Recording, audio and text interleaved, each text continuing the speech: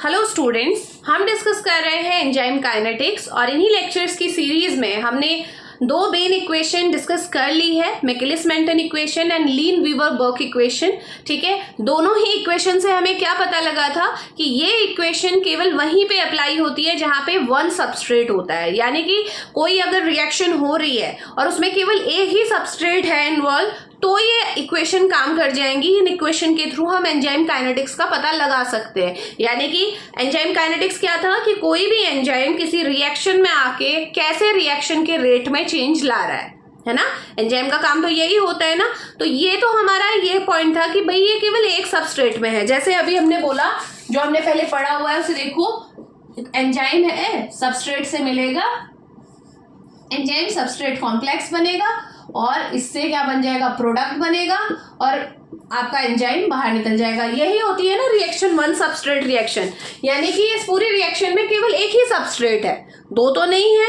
तो Michaelis Menten equation या फिर लीन वीवर बर्क जो प्लॉट है वो दोनों ही केवल ऐसे केसेस में काम आएगा जहां पे केवल एक सबस्ट्रेट है। ठीक है, अब देखो क्या होता है, यूजुअली हमारा क्या रहता है कि सबस्ट्रेट, किसी भी रिएक्शन में सबस्ट्रेट एक से ज्यादा होते हैं। अब उस केस में ये इन प्लॉट्स के थ्रू या इन इक्वेशंस के थ्रू आप एंजाइम काइनेटिक्स को नहीं समझ सकते, आप ये नहीं पता लगा सकते कि एंजाइम किस तरीके से वर्क कर रहे हैं ना। तो वहां पे आपका क्या आता है, वहां पे जो हमारी काइनेटिक होती है वो अलग होती है। तो आज हम डिस्कस करने जा रहे हैं मल्टी सबस्ट्रेट एंजाइम काइनेटिक, यानी कि ऐसी रिएक्शन जिसमें मोर देन वन सबस्ट्रेट है, तो वहां पे एंजाइम कैसे वर्क करते हैं, तो उसे आज समझेंगे। तो आज का हमारा जो टॉपिक ऑफ डिस्कशन है वो क्या है, यहाँ पे हम नोट कर लेते हैं, मल्टी सबस्ट्रेट एंजाइम काइनेटिक्स।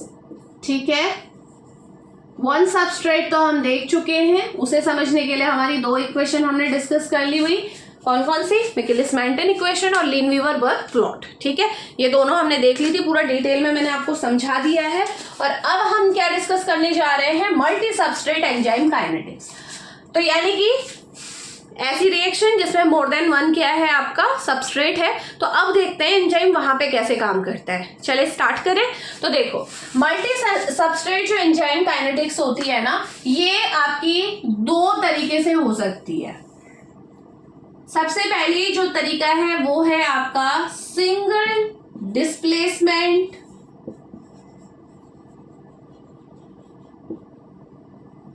ठीक है, सिंगल डिस्प्लेसमेंट होगा। और दूसरी होती है हमारी डबल डिस्प्लेसमेंट। कुछ रिएक्शन ऐसी होंगी जहां सिंगल डिस्प्लेसमेंट मेथड चलेगी और कहीं ऐसा होगा जहां डबल डिस्प्लेसमेंट होगा। आगे हम करते रहेंगे, आपको समझ में आ जाएगा। ठीक है, तो देखो सिंगल डिस्प्लेसमेंट में क्या होता है, अब मैं पहले एक रिएक्शन से आपको समझाती हूँ तो आपको समझ में आ जाएगा बहुत आसानी से। देखो, एक रिएक्शन में यहाँ पे दे रही हूँ जिसमें एक सबस्ट्रेट है ए, दूसरा सबस्ट्रेट है बी। ठीक है, एंजाइम आया, रिएक्शन करवाएगा। ऑब्वियसली एंजाइम के बारे में हम क्या जानते हैं, हम एंजाइम के बारे में ये जानते हैं कि एंजाइम किसी भी रिएक्शन में आता है तो उसके बाद रिएक्शन करवा के, यानी कि प्रोडक्ट बना के अपना बाहर निकल जाता है। तो सेम यहाँ पे भी होगा। अभी जनरली हम इस डिटेल में नहीं जा रहे हैं, सिंगल और डबल की मैं बात नहीं कर रही हूँ। अभी एक कॉमन रिएक्शन मैं आपको दिखा रही हूँ, फिर मैं उसके अंदर जाके बताऊंगी आपको कि कैसे आपका वेरिएशन है। तो दो सबस्ट्रेट है, ये सबस्ट्रेट एक हो गया, ये दूसरा सबस्ट्रेट है। एंजाइम के साथ क्या करेगा, कॉम्प्लेक्स बनाएगा। तो देखो कैसे आपका कॉम्प्लेक्स बनता है। तो यहाँ पे बन जाएगा ई है, एंजाइम के साथ कॉम्प्लेक्स बन जाएगा EAB। ये पूरा कॉम्प्लेक्स बना। कॉम्प्लेक्स बनने के बाद आपका क्या होगा, प्रोडक्ट फॉर्म होंगे। और हमेशा याद रखना, एक सबस्ट्रेट है वो एक प्रोडक्ट बनाएगा, दूसरा सबस्ट्रेट दूसरा प्रोडक्ट बनाएगा।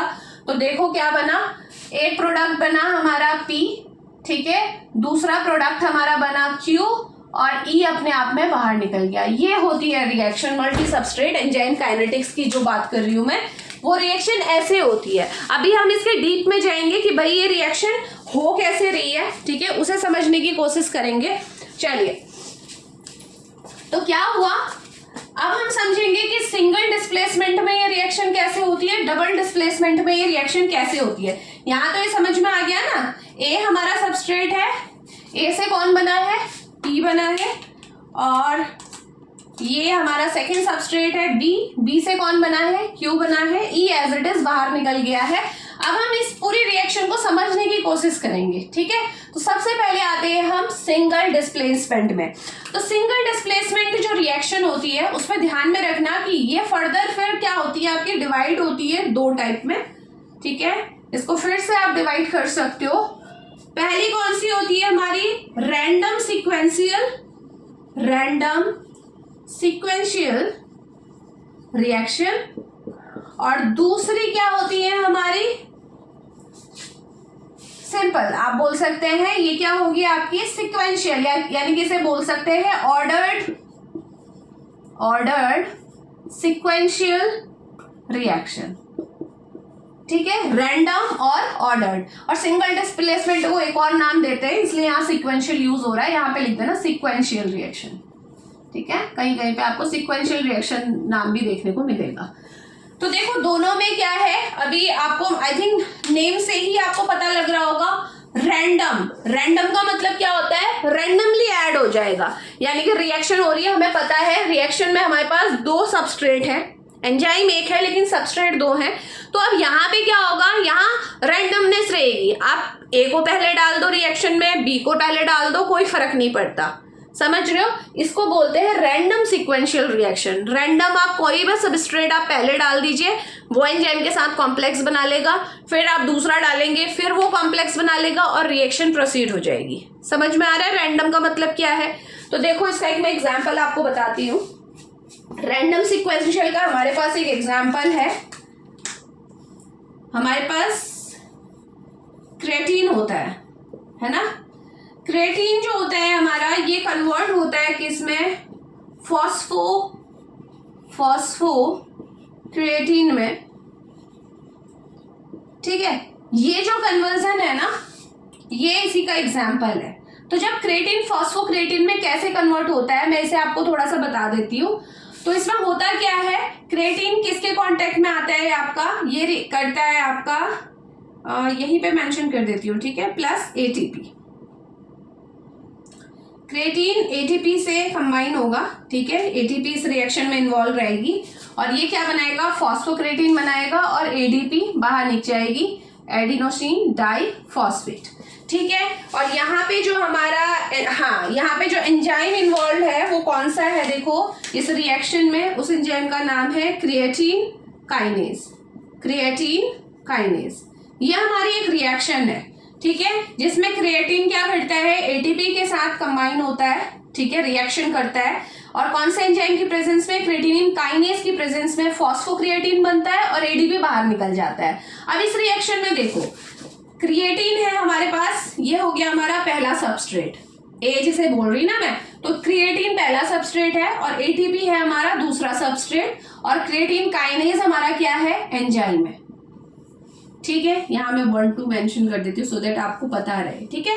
तो क्रिएटिन, एटीपी और ये, अब दिख रहा है आपको इस पूरी रिएक्शन में दो सबस्ट्रेट हैं और एंजाइम हमारे पास क्रिएटिन काइनेज है। अब रिएक्शन होनी है, आगे प्रोसीड होनी है, ये इसीलिए ये रैंडम सीक्वेंशियल है, यानी कि यहाँ पे क्या होगा, देखो सपोज ये एंजाइम है, सबसे पहले क्या होगा, एंजाइम हमारे पास है, कोई सा भी आप ऐड कर सकते हो पहले, इसीलिए मैं 2 एरो बना रही हूँ, ठीक है। तो मान लो पहले एक एरो जो बता रहा है ना, वो इसको बता रहा है कि पहले क्रिएटिनिन आएगा और फिर एटीपी आएगा, क्योंकि मेरे पास दोनों ऑप्शन है, क्योंकि रैंडम की हम बात कर रहे हैं। तो सीधे सीधे देखो रिएक्शन में क्या होगा, ये इस तरीके से मैं बता रही हूँ, ये आपके समझने के लिए है, अभी आपको ये इजी लगने लगेगा। देखो क्या होगा, एंजाइम था तो मेरे पास दोनों ऑप्शन है, क्योंकि रैंडम का केस है। पहले वाले ऑप्शन में ये जो यहाँ को जा रहा है, मैंने इसमें पहले क्या डाला, फर्स्ट सबस्ट्रेट पहले डाला, क्रिएटिन पहले आया, फिर उसके बाद मैंने किसको ऐड किया,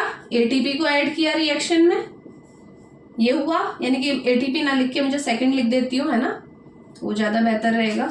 तो सेकंड जो हमारा सबस्ट्रेट है वो फिर आएगा, ठीक। और दूसरा केस क्या बना सकते हैं, क्योंकि रैंडम का केस है तो मैंने बोला किसी को भी पहले डाल सकते हो। मान लो क्या किया हमने, सेकंड को पहले डाला, सेकंड कौन है, एटीपी, और फिर हमने किसको डाल दिया, क्रिएटिन को डाल दिया।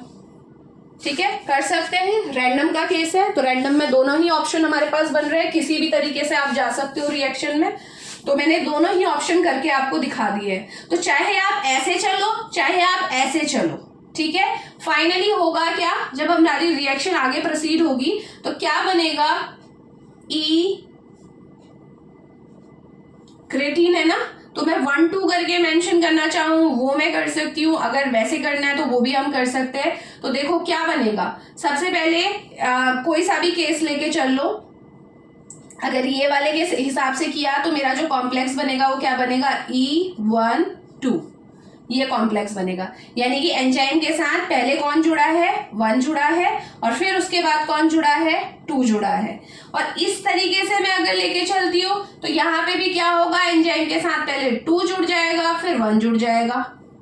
ये जो कॉम्प्लेक्स है दोनों तरीके से बन सकता है। ठीक है, अब फाइनल क्या होगा, देखो जब हमारी रिएक्शन हो जाएगी तो क्या होगा, देखो हमारे पास ऑप्शन में क्या क्या बन जाएगा। इसको मैं ना उससे भी बताती हूँ आपको, डायग्राम से, है ना। क्रिएटिन का बनाते हैं, ठीक है। क्रिएटिन कैसे दिखता है, देखो ये कार्बन है, एक साइड NH2 आएगा, एक साइड यहाँ भी NH2 आएगा, इस साइड N आएगा, N के साथ एक साइड CH3 जुड़ा हुआ है और दूसरे साइड जुड़ा हुआ है CH2COO नेगेटिव। ये हमारा क्रिएटिन का स्ट्रक्चर है। ठीक है, मैं साथ साथ ही करके चल रही हूँ। ठीक है, तो क्या होता है जब क्रिएटिन में आपका एटीपी जुड़ता है, तो एटीपी क्या है, एडिनोसिन ट्राइफॉस्फेट है ना। तो ट्राइफॉस्फेट क्या करेगा, 3 फॉस्फेट ग्रुप में, तो वो अपना एक फॉस्फेट ग्रुप किसको दे देता है ड्यूरिंग द रिएक्शन, किसको दे देगा, क्रिएटिन को दे देगा। और क्रिएटिन को जब एक आपका फॉस्फेट ग्रुप मिल जाएगा तो ये किस में कन्वर्ट हो जाएगी, फॉस्फोक्रिएटिन में। यानी कि सीधे क्या होना है मैं बता दूं आपको, ये जो आपको N के साथ 2 H2 जुड़े हुए दिख रहे हैं ना, ये यहाँ से हटेंगे और इसकी जगह कौन आ जाएगा, आपका एटीपी से आया हुआ एक फॉस्फेट ग्रुप यहाँ पे अटैच हो जाएगा। तो रिएक्शन सेम रहेगी बिल्कुल, और कोई चेंजेस नहीं आने हैं। ठीक है, इसको ऐसे ही एज इट इज आप मेंशन कर देंगे, क्योंकि बायोकेमिस्ट्री है तो इसमें आपको केमिस्ट्री में आपको स्ट्रक्चर भी बताने जरूरी है और आपको समझने में भी ये हेल्प करते हैं। ठीक है, ये सेम था, केवल H2 की जगह क्या हुआ, फॉस्फेट ग्रुप आपका H2 देखो कैसे जुड़ा होगा, H2 है और फॉस्फेट में से जो यहाँ एटीपी से एक फॉस्फेट आएगा PO4, उसका एक ऑक्सीजन होगा, तो वाटर मॉलिक्यूल बाहर निकल जाएगा। ठीक है, यहाँ से H2 आया और एटीपी से एक फॉस्फेट आया, उसने अपना क्या दिया, ऑक्सीजन दे दिया। अब बचे कितने, देखो PO4 होता है ना, एक तो ऑक्सीजन यहाँ चला गया H2 के साथ वाटर के फॉर्म में बाहर निकल गया, अब बच गए 3। तो यहाँ पे सीधे इसे आप अटैच कर दो, इस वाले नाइट्रोजन के साथ P जुड़ेगा और P के साथ क्या होंगे, हमारे ऑक्सीजन होगा, है ना। यही होता है स्ट्रक्चर, ज्यादा डिटेल में हम जा नहीं रहे। ये हो गया, देखो ये बन गया हमारा फॉस्फोक्रिएटिन। और ये पूरी रिएक्शन जो हुई थी वो किसके प्रेजेंस में हुई थी, क्रिएटिन काइनेज की प्रेजेंस में हुई थी। एटीपी इन्वॉल्व था सेकेंड सबस्ट्रेट के फॉर्म में, इसीलिए आपका फॉस्फेट आया। आप यहाँ पे प्लस में एटीपी मेंशन जरूर कीजिएगा। अब क्योंकि एटीपी ने एक फॉस्फेट इसे दे दिया तो ये खुद किस में बदल गया, एडीपी में, एडिनोसिन डाइफॉस्फेट। आई होप यहाँ तो ये आपको रिएक्शन तो क्लियर हो गई होगी कि कैसे रिएक्शन हो रही है। ठीक है, अब यहाँ पे देखो इसी चीज को समझने की कोशिश करेंगे, आगे बढ़ते हैं। ठीक, अब देखो रिएक्शन में क्या होगा, मैं इसे इस फॉर्म में दिखा रही हूँ सो दैट आपको क्लियर हो जाए थोड़ा सा। ठीक है, देखो अब क्या हुआ, मैं इसे ना 1 2 भी करके लिखेंगे तो फिर वो समझ में नहीं आएगा, मुझे वहां भी नंबरिंग देनी पड़ेगी। तो इसे हटाओ, यहाँ से सीधे नाम लिखना स्टार्ट करो। ये यहाँ पे क्या है, फर्स्ट में क्रिएटिन है, ठीक है, क्रिएटिन है, यहाँ पे एटीपी है। पहला ऑप्शन है कि एंजाइम में पहले आप क्रिएटिन को रिएक्ट कराओ और फिर उसके बाद एटीपी को कराओ, और दूसरा क्योंकि रैंडम है पहले आप एटीपी डाल सकते हो और फिर क्रिएटिनिन को डाल सकते हो, क्रिएटिन को, सॉरी, हाँ, ये दोनों ऑप्शन आपके पास है। तो अब देखो क्या होगा, जब ये कॉम्प्लेक्स फॉर्म हो जाएगा, चाहे आप इस तरीके से चलो चाहे आप इस तरीके से चलो, क्या रिजल्ट आएगा, सबसे पहले क्या बनेगा, सबसे पहले इस वाले केस में अगर जाओगे ना तो सबसे पहले आपका क्या बनेगा, जो प्रोडक्ट बनेगा वो हम मेंशन कर देते हैं। ठीक है, और हमेशा ध्यान रखना जो चीज पहले जुड़ती है, जो आपका सबस्ट्रेट पहले एंजाइम के साथ जुड़ेगा उसका प्रोडक्ट बाद में बनता है। ठीक है, यहाँ पे देखो ये क्रेटीन था, पहले कौन जुड़ा था, क्रेटीन जुड़ा था ना इस वाले केस में, तो पहले कौन बनेगा, एटीपी का प्रोडक्ट बनेगा। एटीपी से क्या बन रहा है भाई, एडीपी बन रहा है, तो यहाँ एडीपी दिखाओ। और फिर क्रेटीन की बारी आएगी क्योंकि क्रेटीन पहले जुड़ा था। तो याद रखना एंजाइम के साथ जो पहले अटैच होगा, जिसको आप पहले ऐड करोगे, वो बाद में अपना प्रोडक्ट देगा। सॉरी, एडीपी लिखना होगा ना, एडीपी बना है और यहाँ क्या बना है, फॉस्फोक्रिएटिन बना है। ठीक, अब इस वाले केस में आओ, ये एटीपी है, पहले एंजाइम के साथ कौन जुड़ा था, एटीपी जुड़ा था, तो बनेगा क्या पहले, ऑब्वियस सी बात है क्रिएटिन का पहले प्रोडक्ट बनेगा, मैंने बता दिया आपको, जो बाद में जुड़ता है आपका वो पहले बनता है, तो फॉस्फोक्रिएटिन बना। और फिर किसकी बारी आई इस केस में, एटीपी, एटीपी से क्या बन गया, एडीपी बन गया। और ये बनने के बाद एंजाइम एज इट इज आपके बाहर निकल गए। ये इस तरीके से आप इसे समझा सकते हैं कि रैंडम सीक्वेंशियल का केस है तो रैंडमली कुछ भी हो सकता है, पहले क्रिएटिन भी ऐड कर सकते हो, पहले एटीपी भी ऐड कर सकते हो, दोनों ही केस में कॉम्प्लेक्स बनेंगे। और बस फर्क किस चीज पे पड़ जाएगा कि प्रोडक्ट जो बन रहा है उसके सीक्वेंस पे फर्क पड़ जाएगा कि पहले कौन सा प्रोडक्ट बनेगा जो बाद में ऐड हुआ है। ठीक है, एंजाइम के साथ जो पहले अटैच हुआ है वो बाद में प्रोडक्ट बनाता है, ध्यान में रखिएगा। इसीलिए देखो इस केस में क्रिएटिन पहले अटैच हुआ था तो पहले क्या बना, एडीपी, एटीपी बाद में अटैच हुआ था, है ना। ठीक, ये याद रखना। और क्रिएटिन पहले हुआ था तो इसी वजह से फॉस्फोक्रिएटिन बाद में बना। तो ये है हमारा random sequential reaction with example. ठीक है, आई होप ये आपको क्लियर हो गई होगी कि ये रिएक्शन कैसे चलती है।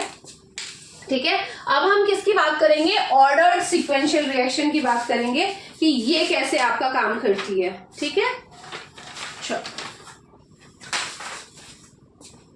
इसे यहां से हटाते हैं ताकि हम नेक्स्ट डिस्कस कर सके ऑर्डर्ड सीक्वेंशियल रिएक्शन क्या रहेगी। रैंडम तो हमें समझ में आ गया है। चलिए,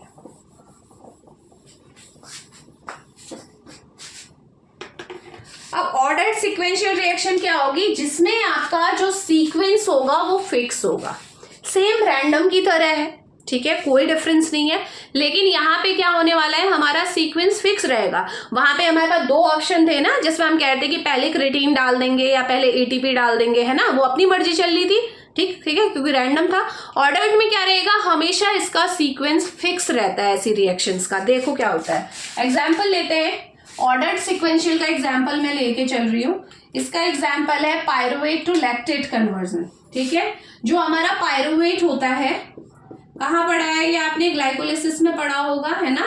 पायरुवेट से जो हमारा लैक्टेट बनता है ना, वो इसी का एग्जाम्पल है। तो पायरुवेट से क्या होता है हमारा, NaDH प्लस H पॉजिटिव की प्रेजेंस में ये होता है, ये सबस्ट्रेट होता है, यहाँ बन जाएगा NaD। और ये किसकी होती है, यहाँ पे एंजाइम का नाम क्या लिख दोगे आप, लैक्टेट डिहाइड्रोजनेज, LDH बोलते हैं इसे। ठीक है, लैक्टेट डिहाइड्रोजनेज, मैं यहाँ पे मेंशन कर रही हूँ इसका नाम, लैक्टेट डिहाइड्रोजनेज। यहाँ पे डिहाइड्रोजनेशन होता है, डिहाइड्रोजनेशन मतलब H2 आपका रिमूव होगा। देखो ऐड होगा, ऐड या रिमूव कुछ भी हो सकता है, वो देखते हैं कैसे कैसे होगा। तो पायरुवेट का स्ट्रक्चर बनाते हैं पहले। ठीक है, स्ट्रक्चरली समझने की कोशिश करेंगे, ज्यादा बेहतर समझ में आएगा। CH3 C double bond O COO negative, ये हमारा पायरुवेट होता है। प्लस इसका जो सबस्ट्रेट है सेकंड, वो कौन है, NaDH। ठीक है, और ये हमारा, इसमें हमें पता है NaDH के साथ ये H पॉजिटिव जाता ही है रिएक्शन में, LDH की प्रेजेंस में रिएक्शन हो रही है। होता क्या है, देखो ये जो आपको दिख रहा है ना C double bond O, pyruvate में जो आपको ये कीटोन ग्रुप दिख रहा है, ये क्या हो जाता है आपका, यहाँ पे इस पॉइंट में, इस कार्बन में क्या होता है आपका, H2 मॉलिक्यूल जुड़ जाता है। ठीक है, देखो कैसे होगा, COO नेगेटिव C, यहाँ पे देखो क्या होगा, 2 H है हमारे, वो इस कार्बन को मिल जाएंगे, तो क्या होगा, एक H तो इस ऑक्सीजन को मिलेगा, तो ये डबल बॉन्ड हट जाएगा और एक इस साइड जुड़ जाएगा। देखो कार्बन के साथ एक H यहाँ जुड़ गया और एक ने क्या किया, O के साथ जुड़ा और डबल बॉन्ड हट गया, ये बन गया स्ट्रक्चर। और ये होता है हमारा लैक्टेट का स्ट्रक्चर। सिंपल था, 2 हाइड्रोजन बस जुड़ी हैं। ठीक है। डीहाइड्रोजनेज रिएक्शन जो होती है, डीहाइड्रोजनेज आपने पढ़ा भी होगा, मेनली जो हमारी ऑक्सीडेशन रिडक्शन रिएक्शन होती है उसमें ये इन्वॉल्व होता है। तो ये हमारा लैक्टेट बन गया। अब बचा क्या, NADH चला गया, ये वाला H चला गया, बचा क्या, NAD तो बचा, ठीक है।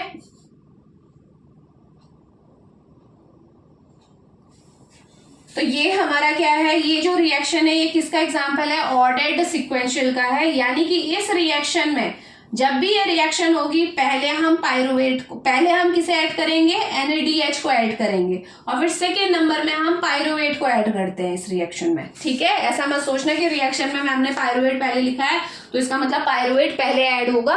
पहले कौन ऐड होगा, हमारा NADH ऐड होगा, और फिर उसके बाद कौन ऐड होगा, हमारा पायरुवेट ऐड होगा, ठीक है। ये ऑर्डर्ड होता है। और इसके लिए आप वो भी दे सकते हो कि ऑर्डर्ड ऐसा क्यों होता है, क्योंकि जब क्या होता है, आप सपोज हमारे पास एक वेसल है, ठीक है, जिसमें हम रिएक्शन करा रहे हैं, और इसमें हमारे पास एंजाइम है कौन, LDH, कौन सा, लैक्टेट डीहाइड्रोजनेज हमारे पास एंजाइम है। आपने इसमें क्या ऐड किया अपना, सबसे पहले आपने ऐड किया NADH ऐड किया। तो क्या होता है, जब हम इसमें NADH को ऐड करते हैं, ठीक है, तो ये क्या करता है आपका, ये एंजाइम के साथ रिएक्ट करके, ठीक है, एंजाइम में क्या करता है, थोड़ा सा आपका कॉन्फॉर्मेशनल चेंज कर देता है, समझ रहे हो। और उस कॉन्फॉर्मेशनल चेंजेस के बाद ही आपका क्या जुड़ सकता है, पायरुवेट उस एंजाइम से अटैच हो सकता है। और यही रीजन है कि ये क्या है, आपकी ऑर्डर्ड सीक्वेंशियल रिएक्शन है। रैंडम में तो हम किसी को भी पहले ऐड कर देते क्योंकि एंजाइम पे कोई फर्क नहीं पड़ रहा था, एंजाइम के पास दोनों की साइड थी, वो दोनों को ले रहा था, है ना।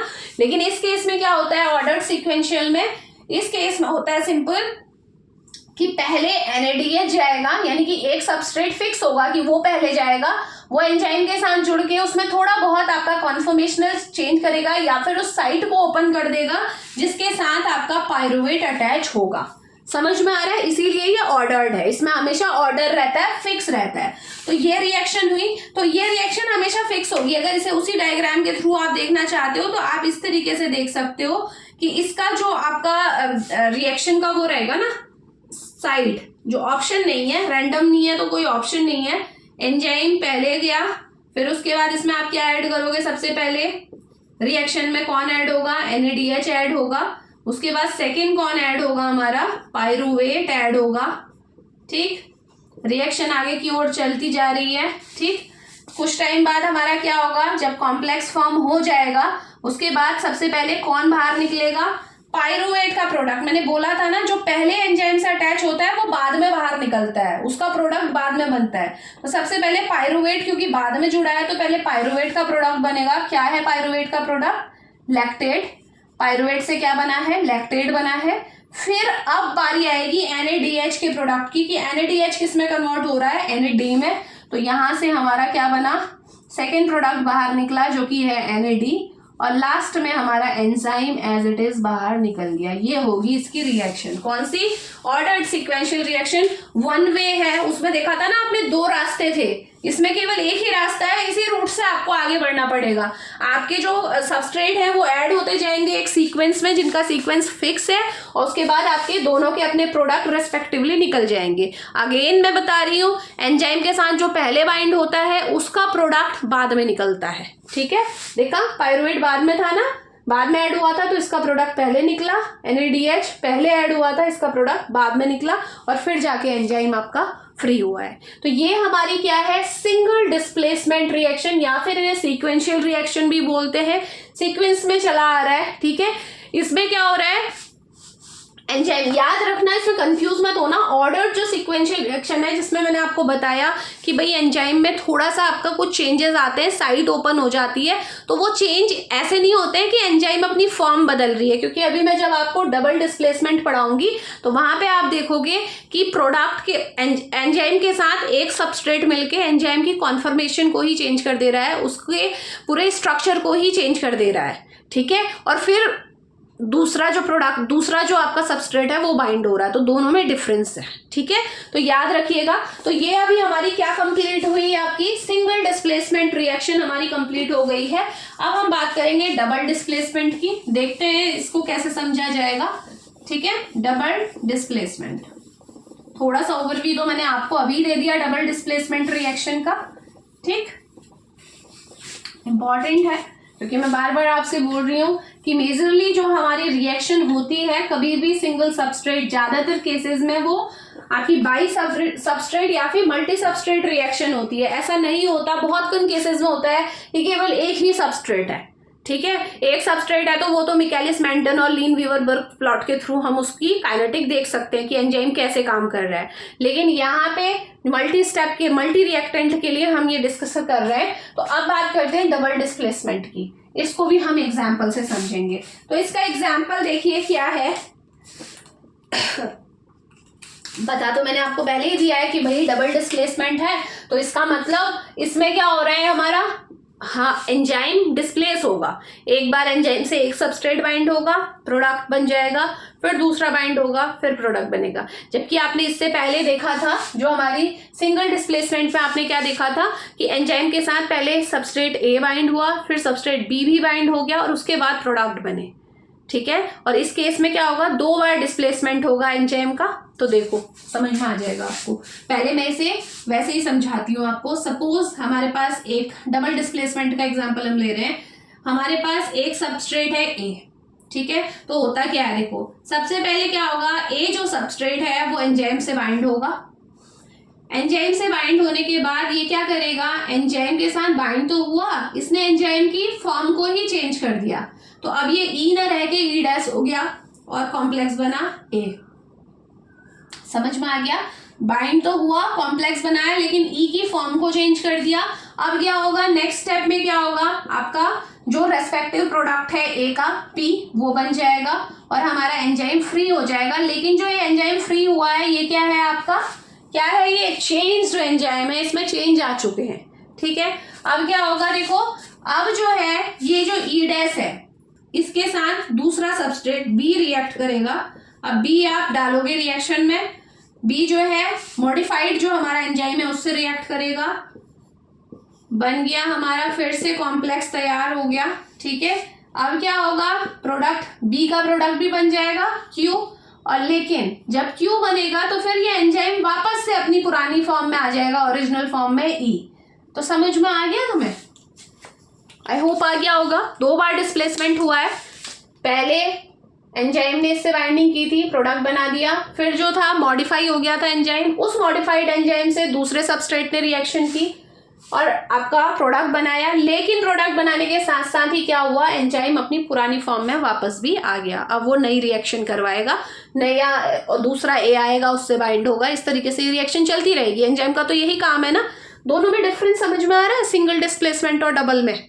सिंगल में क्या हुआ था, दोनों एक साथ ऐड हो गए थे, ए और बी देखो कॉम्प्लेक्स बना दिया था ई के साथ, दोनों ने मिल गए थे और फाइनली दोनों के प्रोडक्ट अलग अलग बन गए थे, है ना। तो इसमें वहां सिंगल डिस्प्लेसमेंट था, यहाँ पे डबल डिस्प्लेसमेंट हो रहा है एंजाइम का, दोनों प्रोडक्ट अलग अलग बन रहे हैं। अब इसका एग्जाम्पल देखो, बहुत इंपॉर्टेंट एग्जाम्पल है। कन्वर्जन होता है यहाँ पे, देखते हैं किस किस का हम लोग इसमें कर रहे हैं। एस्पार्टेट, यस एस्पार्टेट हमारा है, ठीक है। एस्पार्टेट, एस्पार्टेट किससे रिएक्ट करता है, अल्फा कीटो ग्लूटारेट से, अल्फा कीटो ग्लूटामेट से। और ये क्या बनाता है, देखो एस्पार्टेट से हमारा क्या बन जाएगा, ऑक्जेलो एसीटेट, ऑक्जेलो एसीटेट।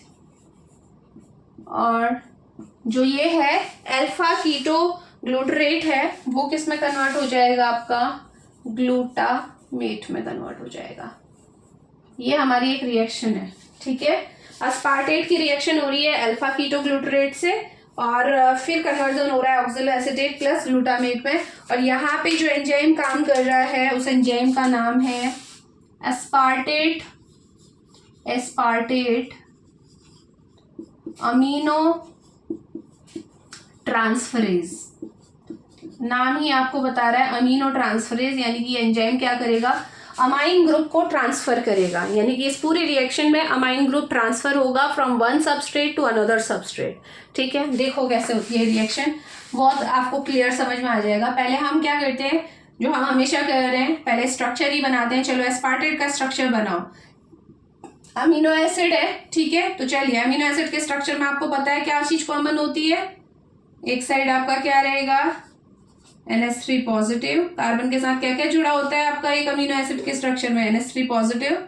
दूसरे साइड हमारा आ गया COO नेगेटिव, एक साइड आ गया H।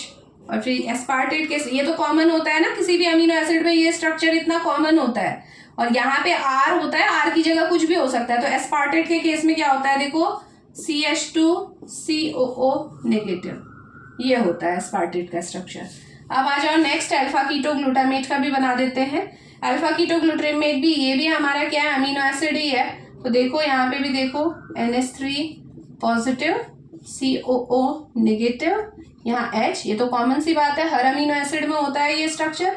ऊपर आ जाएगा CH2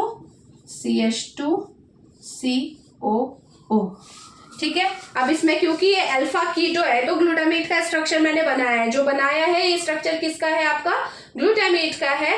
लेकिन अल्फा कीटो में क्या होता है, जो अल्फा कीटो ग्लूटामेट के स्ट्रक्चर में क्या होता है, ये NH3 की जगह क्या आ जाता है, आपका कीटोन ग्रुप आ जाता है। तो इसे हटा रही हूं मैं, ये मैं इस तरीके से इसलिए बता रही हूँ ताकि आपको याद भी रहे, ठीक है। एग्जाम्स में अगर आपको करना हो तो वहां पे भी आपको ये हेल्प करेगा। तो अल्फा कीटो है, यानी अल्फा मतलब पहले कार्बन की बात हो रही है, फर्स्ट कार्बन यही है इसमें अगर नंबरिंग दोगे तो, ठीक है। तो अल्फा पोजीशन में हमारा क्या है, कीटोन ग्रुप है, O डबल बॉन्ड O, ठीक है। तो ये हमारा स्ट्रक्चर किसका है, ये स्ट्रक्चर है यहाँ पे। अब क्योंकि डबल बॉन्ड O है तो ये H हट जाएगा, ठीक है। ये देखिए ये स्ट्रक्चर बन गया अल्फा, अल्फा पोजीशन में कीटोन ग्रुप है, अल्फा कीटो ग्लूटारेट, ठीक है। तो दोनों का स्ट्रक्चर बनाना आप प्रैक्टिस करेंगे, आ जाएगा। अब देखो ये दोनों रिएक्ट करते हैं तो होता क्या है, देखो एस्पार्टेट अमीनो ट्रांसफरेज आपका हमारा एंजाइम है, ठीक। देखो ये क्या करता है, ये आपको जो एस्पार्टेट में ये दिख रहा है ना, आपको अमाइन ग्रुप जो दिख रहा है एस्पार्टेट में, जो ये NH3 ग्रुप आपको दिख रहा है, ये क्या होगा आपका, ये सबसे पहले किसके पास चला जाएगा, ड्यूरिंग द रिएक्शन सबसे पहले क्या होगा, ये आपका सबस्ट्रेट A है, ठीक है, और ये सबस्ट्रेट B है, ठीक। सबस्ट्रेट A जो कि एस्पार्टेट है, इससे जो ये अमाइन ग्रुप है किसके पास आ जाएगा, आपका एस्पार्टेट अमीनो ट्रांसफरेज एंजाइम के पास आ जाएगा, ठीक है। इसीलिए ये, क्योंकि ये क्या कर रहा है, आपका कैरी करने का काम कर रहा है ना, क्योंकि यही तो है जो क्या करेगा, इस अमाइन ग्रुप को यहां से यहां ट्रांसफर करेगा, ठीक है। हमें क्या करना है, अमाइन ग्रुप को ट्रांसफर करना है। तो सिंपल क्या होगा, देखो पहले रिएक्शन बना लेते हैं। ऑक्सलो एसीटेट का बनाओ स्ट्रक्चर, सेम यही होगा। अगर आपको ये स्ट्रक्चर आपने याद कर लिए तो बनाना बहुत इजी है। COO नेगेटिव ऐसे ही रहेगा, ऊपर आ जाइए CH2 और यहाँ पे हो जाएगा COO नेगेटिव। बस होगा क्या, ये NH3 ग्रुप हट जाएगा, ठीक है। एस्पार्टेट से ये NH3 ग्रुप हट जाएगा तो आपका जो बन जाएगा, और जो यहाँ का डबल बॉन्ड O है, अल्फा कीटो ग्लूटारेट का जो डबल बॉन्ड O है वो यहाँ आ जाएगा। इसमें यही होता है, बस ये यहाँ ये यहाँ। तो यहाँ पे देखो इसको बना दो, यहाँ पे डबल बॉन्ड O लेके आ जाओ, ये बन गया हमारा ऑक्सलो एसीटेट। और इसको क्या मिल जाएगा, अमाइन ग्रुप मिल जाएगा। बना लो स्ट्रक्चर COO, अपने साथ साथ बनाते रहा करो, फिर प्रैक्टिस रहती है, ठीक है। कार्बन आया, डबल बॉन्ड O की जगह कौन आ गया, NH3 आ गया, सिंपल NH3 प्लस, बाकी सब वैसे का वैसा रहेगा, COO नेगेटिव, और नीचे आ जाएगा H, यहाँ से ये H हट जाएगा, ठीक। देखो क्या हुआ, एक बार इस पे फोकस करना, दोनों रिएक्शन आपके सामने है, बस आपको समझने की जरूरत है कि इसमें हुआ क्या है एग्जैक्टली, ठीक है। तो क्या हुआ है, केवल क्या हुआ है, आपका ट्रांसफर हुआ है। यहाँ पे जो एस्पार्टेट था उससे अमाइन ग्रुप किसको मिला है, अल्फा कीटो ग्लूटामेट को मिला है, और ये जो है आपका डबल बॉन्ड O यहाँ पे आ गया है, ठीक है। तो यही ये रिएक्शन हो रही है। तो अब इससे ऑक्सलो एसीटेट और ग्लूटामेट बना। तो अब देखो यहाँ पे क्या हुआ, सबसे पहले क्या किया, यहाँ पे अब इसे सीक्वेंशियल उसी तरीके से करते हैं जैसे हमने पहले वाले किए थे, ठीक है। यहाँ से स्टार्ट करते हैं, ये एक रिएक्शन है। सबसे पहले क्या हुआ, एंजाइम था, ठीक है। सबसे पहले कौन आया, कौन आया, एस्पार्टेट आया।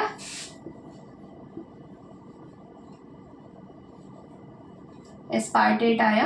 तो सबसे पहले क्या हुआ, मैंने बताया था, क्योंकि हम बात कर रहे हैं डबल डिस्प्लेसमेंट की, तो सबसे पहले एंजाइम के साथ कॉम्प्लेक्स बनेगा। तो सबसे पहले क्या बना, एंजाइम और एस्पार्टेट का कॉम्प्लेक्स बना। एस्पार्टेट लिख देती हूँ, AS लिख दिया, ठीक है। ये कॉम्प्लेक्स बना।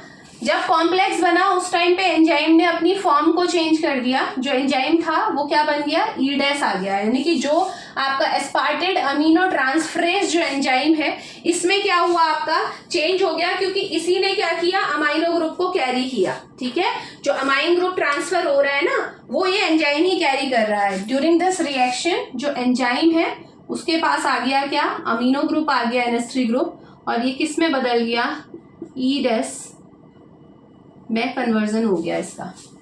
बस ई से जो एंजाइम से ईडेस बना हुआ है ना, वो केवल किसकी प्रेजेंस में बना है, हमारा इसकी प्रेजेंस में बना है। तो मैं इसे ईडेस NH3 भी लिख सकती हूँ, जो कि रिप्रेजेंट कर रहा है कि एंजाइम की फॉर्म जो चेंज हुई है वो NH3 की वजह से चेंज हुई है।